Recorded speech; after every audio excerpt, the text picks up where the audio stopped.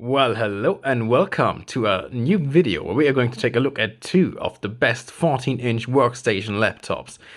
Because these are the 2022 models and the 2023 as well as the 2024 models of these ones here aren't really that much different to them. I think it's still a good comparison to make, and it's also an interesting choice if you want to buy a used laptop here in 2024. So this on the left is the Dell Precision 5470, while this one on the right here is the Lenovo Thinkpad P14s Generation 3 AMD version. So this one here has a 45 watt i7 12800H, while this one here has a 30 watt Ryzen 7 6850U. And while this one on the left here also has a dedicated RTX A1000 GPU, this one only comes with the integrated Ryzen AMD 680M APU. So if you want to have more performance, obviously you should go with the left one, right?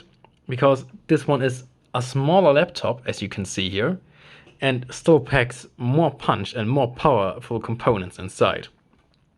But let's see if that actually is the case, and we'll look at the review and the numbers of the benchmarks very soon. But I think we're gonna start with the displays as well as the speakers, because both of them can be configured with very high-end displays. This one here with a 1600p WLED screen, and this one here even with a 4K OLED screen. But I think the screens that I have inside both of these machines are the ones that you usually should go for, because those are the full HD screens. And this one on the left here is a 500 nits WLED screen with 100% sRGB coverage, while this one on the right here is the 400 nits low powered screen, also with 100% sRGB coverage. So yeah, let's go ahead and compare the speakers then. Because on the Dell Precision you actually have these two front-firing or upwards-firing speakers, while you have two further speakers here down there, which are the subwoofers. So this should give us a very full and rich sound, but let's have a listen to that on 100% volume.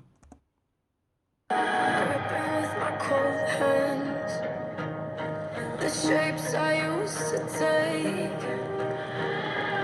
like a strong man, but it's easier to push away. 'Cause it's and here, where the straight daylight caught in eyes. So yeah, they really sound fantastic, because you have a lot of bass, you have a very well-rounded sound, and a very full and rich sound as well. And let's compare this to the only two up-firing speakers that you get on the P14s here.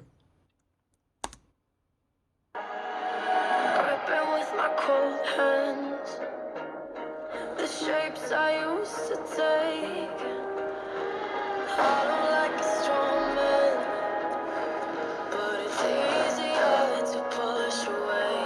'Cause it's cold and here where the straight. Alright, I think you may be able to tell the difference between those two, because I find it really hard to tell that from a video, but just trust me if you say that this one really lacks any bass. Both of them were at 100% volume. This one gets a lot louder at 100%, and both of them do not distort at the 100% volume, which is very good. But if you really want to enjoy videos and music, then you should definitely go for this one here. All right. Next things next, let's go and look at the login capabilities, because they're actually very similar on both of these machines. As you can see here, you have a 700p webcam on this one, and this is Windows Hello ready. And it's the same thing here for the Lenovo, but you actually have this physical privacy shutter here, so you actually can disable the webcam manually. And you have on both of them a fingerprint reader, and this one on the Lenovo is actually not inside the keyboard, but is in a power button apart from the keyboard, and I find that to be the way better solution, because obviously you can accidentally press this one here when typing, even though it's always lit, because you can see this LED ring here around it, and that's always on. But yeah, I think it's just me, but this is the better solution in my opinion. Coming to the touchpad, it is very nice here on the precision. It is smaller than the other of the 15 and the 70-inch iterations of this version, but it's still a very good touchpad, and you don't get any of these phantom inputs that you have on smaller on bigger touchpad laptops. So this is perfect for me. On the ThinkPad, it's around the same size, even though the touchpad itself is actually a little bit smaller because you have these buttons here for the track point. But I actually do like the track point even in 2024. I think it's a nice addition for this laptop and the inputs you have. Because if you're sitting on a train and have very limited space around you, you don't have to move around with your arms, but just can scroll around here with one hand. And that is actually something that I value very much. The keyboard, obviously on both machines, it is backlit, two-stage backlit, and it is very nice on both machines. You have a very big size keycaps on both machines. Obviously, you have the Lenovo Thinkpad keyboard here, which is well known for generations. But I have to say, it is not as good as it was. Obviously, the earlier laptops, like even in 2020, back then you still had a lot deeper travel with the keycaps, and that is gone by now. So the typing experience now isn't as good as it used to be. It's still a good keyboard, but it's not as good as it used to be. And I don't really think it's a lot better than the DELL Precision any longer, and maybe even around the same. So yeah, it's just not the best anymore, but you can type on both of them just fine. Both of them are very nice keyboards. All right, next, the port situation. Let's go to the Precision first. You have the 3.5mm headphone jack here, and here obviously you have two Thunderbolt 4 ports, and you can use both of them for charging. You have a smart card reader here, and on the other side, it's actually more of the same. You have a micro SD card reader, two more Thunderbolt 4 ports, as well as a Kensington lock, and nothing else. So you don't get any legacy ports on the Precision, which obviously sucks. But that is simply the price for the smaller chassis. And on the ThinkPad, you instead get the Ethernet, you get two USB-C ports. And that is obviously nice, but you don't get the Thunderbolt ports because it's obviously the AMD Ryzen version and not the Intel version. You get HDMI, USB-A, and 3.5mm headphone jack as well. And on the other side, you get the exhaust vent, smart card reader, and another USB-A port, as well as the Kensington lock here as well. So ports wise, the ThinkPad obviously is a lot more, offers a lot more than the DELL Precision does. Battery life. Obviously this one has a 45-watt CPU, and this one only has a 30-watt CPU and also a U CPU. So this should last you a lot longer because this is an AMD CPU, which are usually more power efficient as well. But this one has a 72-watt-hour battery, while this one only has 52-watt-hours. And side by side, this one, if you're just doing office and browsing and really light tasks on this one, you will get around 7 to 8 hours of battery runtime. That's my experience with this one. While with this one, you will get around the 9 to 10 hours of battery runtime. So obviously this one is better, but due to the fact that this one simply has a bigger battery size, even though it still has a smaller footprint in general, you will get comparable, or at least not that much of a difference in battery life as you would expect otherwise, since this one has simply way more powerful components inside. And upgradability, both of them are very limited. You can easily get access on the to the motherboards by just taking off the bottom plates, which really is fairly easy on both of them.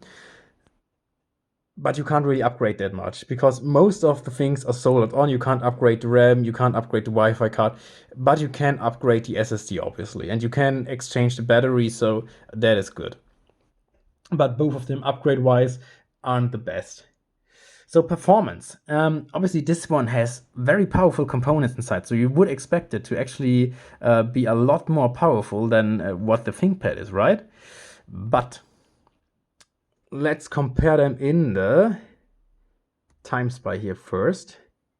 I just ran, they both ran right after each other, so they have the same environment, and they ran they weren't cold started, so both of the machines were pretty hot before I even started to run the benchmark. So this is obviously not the best performance they can give if you just cold start them, but it should give you a more realistic experience on the long run. So obviously we have the dedicated A1000 GPU, which should, with 35 watts power limit, should give us around 4,000 points in the graphics score if it really can maintain the max clock speeds and these really high the wattages. And you have around the 35 to 40 watts on a CPU on this one. So you can see the graphics score here and compare that to the CPU score and compare that to the times by here on the Thinkpad. And obviously the Dell does fare a lot better here. So if you want the graphics performance, and I would strongly recommend you to go for a dedicated GPU if you actually want to do something like playing games, because without any dedicated VRAM, this one simply doesn't perform as well as the Dell Precision does. In some games, for example, Test Drive Unlimited, Solar Crown, so the new one, you can't even start it on the ThinkPad because it will tell you that you don't have enough dedicated VRAM available on this machine. You need at least 4 gigabytes, and since VRAM card inside, this means that it actually does have the capabilities to start the game and to play the game. And obviously, it is a lot faster than this one. So if you want to play games like Apex Legends, you would get around the NVIDIA Quadro P2000 or GTX 1050 Ti performance in this one. And this one here, on the other hand, is outperforming in even a GTX 1650 or T2000 graphics card. In Apex Legends, this is a game which I tested on both of these machines yet. So I haven't really haven't really tested any other games.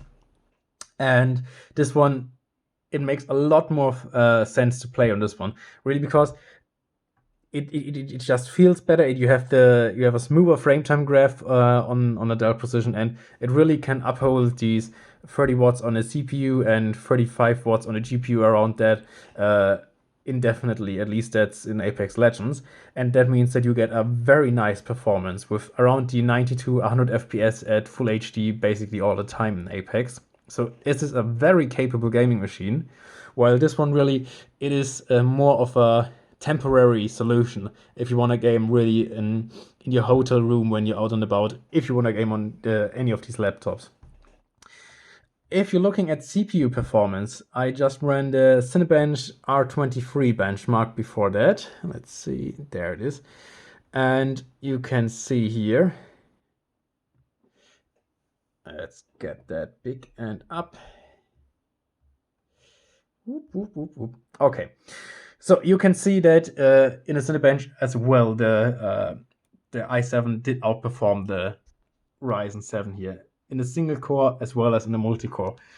But you have to consider that this one actually did consume a lot more power when doing so. And the i7 actually is capable of around delivering 17 to even 18,000 points in Cinebench R23 in the multi-core score. So this really isn't the best result for this kind of CPU, and that's simply because of the small chassis, which just can't maintain around 80 watts on this i7, which it would need to perform way better than this. And the Ryzen will keep this kind of score up indefinitely. If you do a throttle run and let it run for 1 hour, the score won't really change, simply because it's so energy efficient that these 30 watts are enough indefinitely to get around these 10,000 point marks. But that still means that the i7 is the faster CPU, obviously, and if you want more performance, you should go with the Dell Precision, no doubt about that. All right, fans and emissions. Both of them have rather annoying high-pitched fans. That's what I found. And this one has 2 of them. This one has 1 of them. They don't really come on if you're just browsing the web, if you're doing office work. Both of them are very silent and very quiet devices in general. So I wouldn't really worry about that. But if you really do something intensive, then you can't really do that at a library or something like that. I mean, you can't really do that with any machine except maybe for the new Apple machines with the Apple Silicons, simply because they don't need that much power to run these high stress applications. But if you're really just using this for office and stuff, then both of them are absolutely fine. As I said, they are rather high pitched, these fans, but they are actually not that annoying if they're at full volume, because both of these machines don't get too loud. So I can recommend both of them when considering fan noise. They're both very fine and very good machines. So which one should you get then? In my opinion, I was first buying this one here because obviously I always wanted to try these super efficient Ryzen CPUs in a laptop, and honestly, it did deliver that, because the integrated GPU, for an integrated GPU, this one is really good, and the Ryzen very much delivers the performance that you would expect from this 8-core 30-watt machine. And performance-wise, this one is a-okay and fine. But I actually bought this one after I bought the Lenovo, because the screen for me is one of the big killers.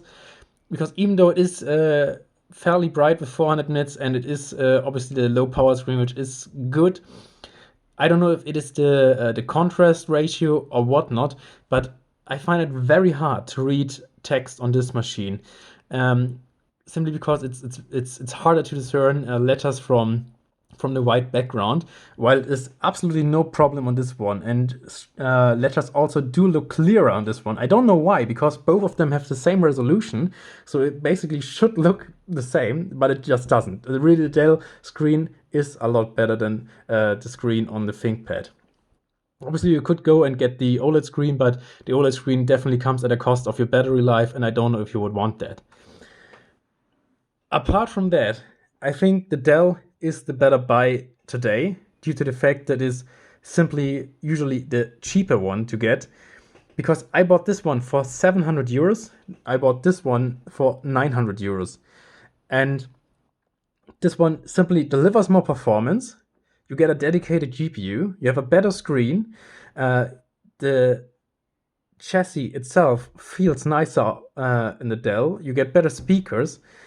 So basically, for me, there is no reason to go for the ThinkPad, except for the track point, because when I got into ThinkPads back in 2016, the machine still had very rugged designs and a very premium feeling to it. That, like, you could never destroy any of these machines that I bought. But this one doesn't feel as premium any longer. It feels lighter, and that kind of, I don't know, it cheapens the feel of the laptop in general. While this one feels super premium, and I think most of you will like the aluminium chassis more than the ThinkPad chassis today. And due to the fact that the keyboard really isn't as good anymore on the ThinkPad, there isn't much difference to go between those two, and so yeah, there is not much for me to actually consider why I would go for this one. I mean, obviously battery life is better on this one, but it's just not as much better that I would say it is so much better that I want to go for this one, because this one can't keep up all day if you're working with this one, because it absolutely can. So yeah, it comes down to what you would prefer. But to me, really, the Dell Precision today is the clear winner out of these two.